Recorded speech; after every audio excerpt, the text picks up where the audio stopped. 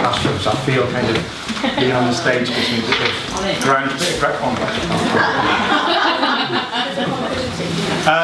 my name's Alex Quigley. I'm the head of English and standard teacher. When I saw the advert, the Twitter kind of discussion about Northern Lux, what I really liked is the slogan, that reclaiming pedagogy, and I like the focus on teachers.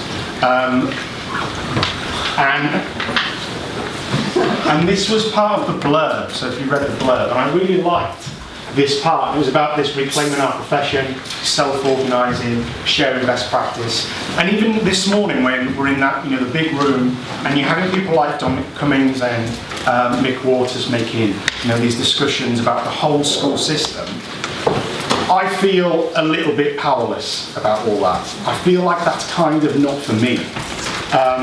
Although I know it's important, and I want to have a say, and I was interested, and I was engaged, still, it doesn't really, on the day-to-day basis, impact what I do. So it wasn't like I got much from it, other than, get me thinking, get me started.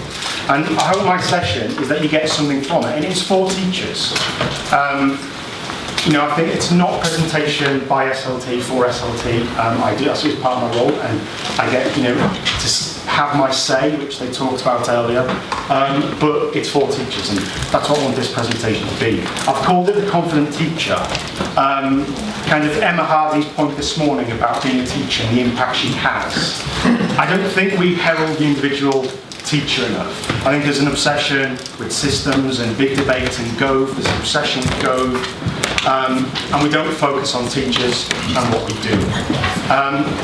The last couple of weeks, I've had a couple of classroom observations, and I was just thinking about that teacher and their quality. And what I noted was something about confidence, something about being at the front of the room, speaking.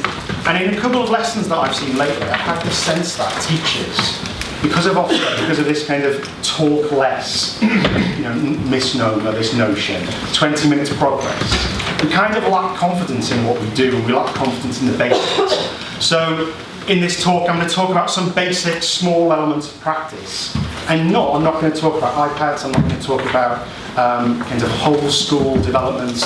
It's about the individual and what you can do, because you can't go back to school Monday and change the system of your school. You likely can't go back to school Monday and get your head to do anything different. And that can be really frustrating. But on Monday, you can go back and you can change small things in your classroom. And even that will be really hard and difficult, but that is something you can do. So when I'm talking about confident teacher and reclaiming pedagogy, some people are watching your classroom some of the time, but for the vast majority of the time, you are in command of that classroom. So it's about, for me, it's about reclaiming pedagogy, and it's about the small details of what a confident teacher does. These two, they're both today down in London, and you probably heard about that policy exchange, and the topics they'll be talking about. And I've been following the tweets, and I know they're talking about free schools and how terrible and how brilliant they are, and the academy chains and how they're going to change everything and how nothing's going to change because of that. There might be a debate about books. It's like this morning when I heard the chat about Of Mice and Men. I'm an English teacher. I have all those different reactions, but I kind of get tired of a couple of books and this national debate that bears little relation to what I do, because I can teach at Mice and Men next year if I want to. No one's really stopping me. And I think all of these debates, I get involved in them, I watch them, but they don't really change what I do, and I'm a little bit tired of them. This Easter sketch just makes me think about structures. I think the obsession with governments, and we'll have a new one, I'm sure, in a year or so, and they will change the structures. They'll probably just change the labels. But there's an obsession with school structures. That will be the universal panacea. That if we have freedoms, freedom was the word this morning, wasn't it? We have freedoms where the head teacher can set pay, all of these different things. That will change everything. When I've only taught for 10 years, but I know that the changing in structures doesn't transform or change anything that I do in the classroom. It just doesn't. And I think I'm teaching quite similarly to how I was teaching 10 years ago. I think after that first year, when I was pretty bad, I learned a lot. But from years 2 and 3 onwards, I'm pretty similar. And I'm only tweaking what I practice. And the school systems, and that huge debates doesn't really impact what I do. I'm much more interested in Dylan William, and when he says about what makes a difference, it's about the classroom teacher. And he looks through the evidence, and it's not even about the classroom teachers in one school. It's about the classroom teachers in one department, in one corridor. And I was thinking about, me teaching in one classroom, and then the opposite classroom, another teacher in my department is teaching in slightly different ways, having slightly different impact. It's not because we are a state school, and we're part of an LEA, it's a bit of a dying breed of the school. But that doesn't impact what I do because I'm part of an LEA. If we're an academy, I might have to sign a few contracts to put posters on the walls of my classroom, but it wouldn't change what I do. And I think Dylan William has it right, and it's about teacher quality. So it's about what we do, rather than the bigger systems that we've got very little control about. What I even like about, when I think about that, I even think about my quality during the day and how that changes. And how my quality on a Monday morning is different from my quality on a Friday afternoon. Or my quality is different with my crazy Year 8 group to my quality with my very intellectual Year 13. I'm making a false comment. But my quality varies on the day of the week with my emotions and all those other things. So I want to just narrow everything down just to an individual teacher rather than the big debate. Of the last couple of years, and you can be Gove or whoever else, but what are the things that the government, the system, school leaders have thought about will improve teacher quality? They've looked at a couple of things. One is performance-related pay. So this idea that we'll be driven by performance-related pay. I like to look at evidence, and when I look at evidence, so if you look at the EEF evidence, there's no quality evidence that says performance-related pay works. There's some studies in America that have heralded it, but then when you really get down to the evidence of those studies, it's very dubious. So the fact that our pay affects our performance on a daily basis is a nonsense. And yet that's where we're moving to. Again, it's this big system change, and it's wrong, and it won't work. The second is initial teacher training. And I see that now. So I'm part of a school where for the last few years we've had a PGCE course service all of our departments. Over the last couple of years we've got now 2 teaching schools for different departments, 2 university courses, and we're getting this market of all different providers, and some good, some bad. But I don't see any really distinctive change in quality. I don't see any really distinct improvement on what we had from the standard university course a couple of years ago. And I feel like a lot of the changes about initial teacher training are about ideology and about where the money goes and about who's leading it. When actually it's not about how good quality teaching improves. Because if I think about teacher training, the fact that it stops after a year pretty much is a nonsense. So I think we're getting that wrong. So we can't really in this room do a great deal about that.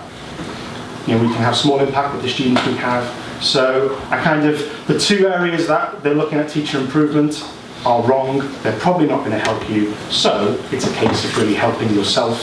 And what can we do? Well, we can just create human networks in our school. We can have a network where in our departments, in the wider school, days like this is obviously a human network that's grown out of our desire to want more. Twitter, all of those areas, that's a human network, and that will work to a degree, but it will work better than these system top-down changes like PRP and big systemic changes to teaching schools and all of that business. So what are the answers?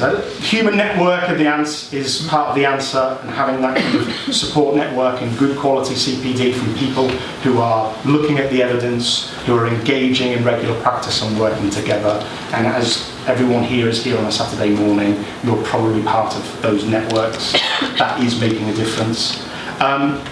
The other answer that I found wasn't really in teaching, and it did come down to, again, individual teachers. It was fire disasters in America over the last 50 odd years.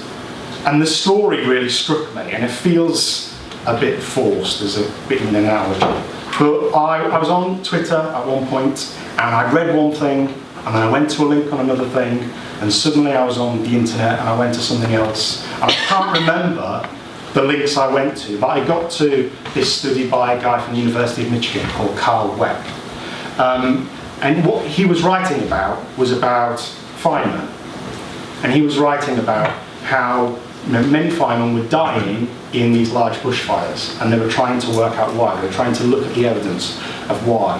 And he looked at one fire in the 1950s, where 13 firemen died, the Man Gulch disaster. And that story stuck with me.